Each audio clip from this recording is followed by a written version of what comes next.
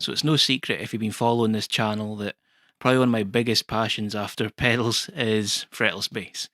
It's probably the biggest part of my sound, I would say. In fact, I would say the fretless bass is the main voice in my music. For my solo music, it's the fretless bass with pedals alongside modular synth and synthesizers. It really is the vocal part of my music for quite a bit of it, but also just a great creative tool that can make a variety of sounds that really a normal bass guitar just couldn't do. So with that, while I wouldn't say I was by any means the greatest fretless bass player out there, it is something I'm passionate about. I'm still a student of the instrument, like I will be for my entire life, like any of us are. With that said, though, there are a few things I've picked up along the way that when I was first starting out, I thought, well, think would really be useful. So today, that's what we're talking about.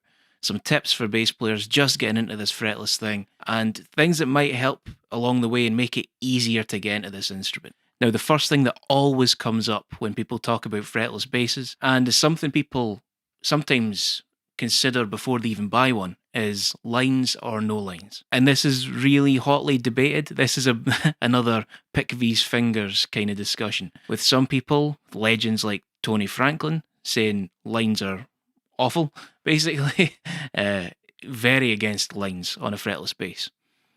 And then the opposite side of the spectrum, you've got Scott Devine from Scott's Bass Lessons, who adds lines to his fretless basses. In fact, Juan Alderete from the Mars Volta also had lines added to his fretless P bass. So what's the answer here? Should we have lines? Should we not? Well, where do I stand? I'll be honest with you, for me, I just don't care. I use both. The Cort that I'm holding today, which is my main fretless bass, has lines. The Yamaha, the headless one that I've been playing with the stuff last year, that's still going to be part of the rig this year, has lines. My first fretless bass that I got, the Harley Benton one, has lines. But my Ventura, the blue one, which is strung A to C, no lines. Which one do I feel most comfortable on? Well, by far and away it's this one, because it's just a fantastic bass. It's got nothing to do with the lines. Now, there are pros and cons of both, though. You do lead with your ear more if you're playing an unlined instrument. It's all down to muscle memory and using your ear. But really, it should be the same way even if you have lines. For example, I of course do look at my fretboard for certain things because, well, you have to. But even on this bass, it's the dots above the neck that I'm actually looking at. For the most part, I'm not looking at the front of my fretboard, unless I'm watching where I'm going and I'm trying something. I'm not really paying attention to what's going on here. It's what's going on here. We've got the 3, 5, 7, 9, 12 dot inlays, much like you would have on the front on a standard bass and on the top. The only thing that's different is if it's an unlined fretless bass, they tend to put these dots where the line would be. So on the actual fret edge for 3, 5, 7, 9, and 12, and so on. Now that's what you're using for the most part, whether you're playing an lined or an unlined one. The lined one could be useful though if you're, for example, playing in a venue where sound isn't great. For example, you're not hearing your mix very well, your bass is a bit buried. It's a bit of a backup plan, a bit of a redundancy built in, that you can look. Again, it shouldn't be the leading factor, because the lines will only take you so far. Don't rely on them heavily, but they can be a useful tool in certain situations. But get used to using the top of the fretboard with these fret markers up here as your guide, and start building that muscle memory. And that comes on to the second thing I would really advise, is get a structured hand placement. Now, for me, that's the kind of open-handed, squared-off approach.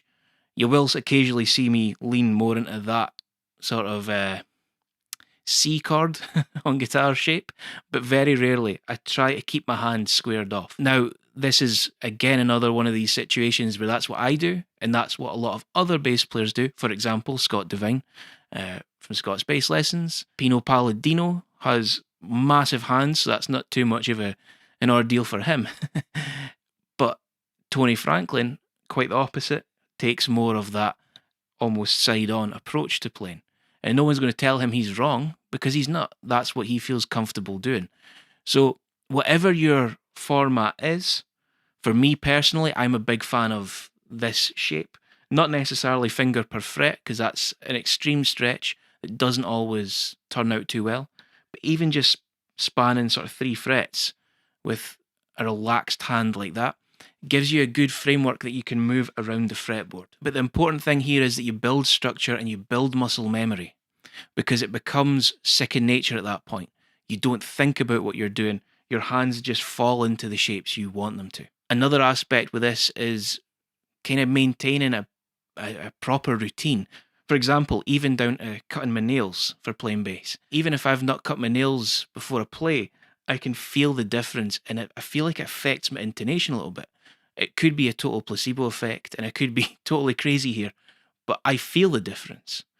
So consistency and building muscle memory are everything when it comes to fretless bass, because that allows you to get out of your head, get away from the technical aspect, and start really just playing from feel, letting your ears and your what's up here, basically, what you want to play, guide. And this leads on to another bit of advice I would give to any fretless player out there.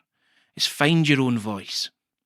You don't have to be the next Jaco Pastorius. Of course, if that's what you're into, go for it. But don't feel like that's what you've got to do. You can take this so many different routes. I use my fretless bass with effects pedals to make unusual sounds.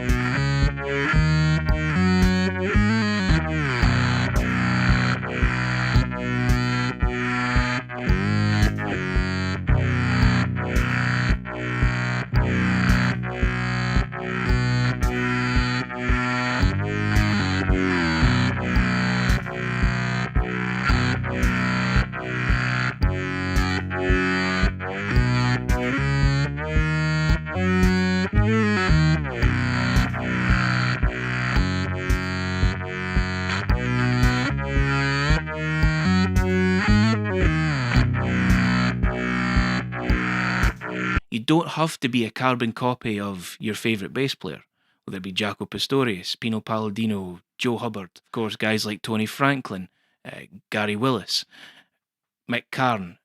You notice these are the sounds people always go for with fretless bass, but you don't have to just do that. You can take elements of each one of those players playing and apply it to your playing to make your own voice. And go further than that. We're playing a very vocal instrument here. Listen to singers, listen to melodic instruments, try and learn from those phrasings, because there's so much you can learn from branching out beyond just fretless players. Melodic instruments have so much we can borrow from them, even if it's just our phrasing. Learning how to phrase melodic lines like a singer could be so beneficial to fretless bass playing.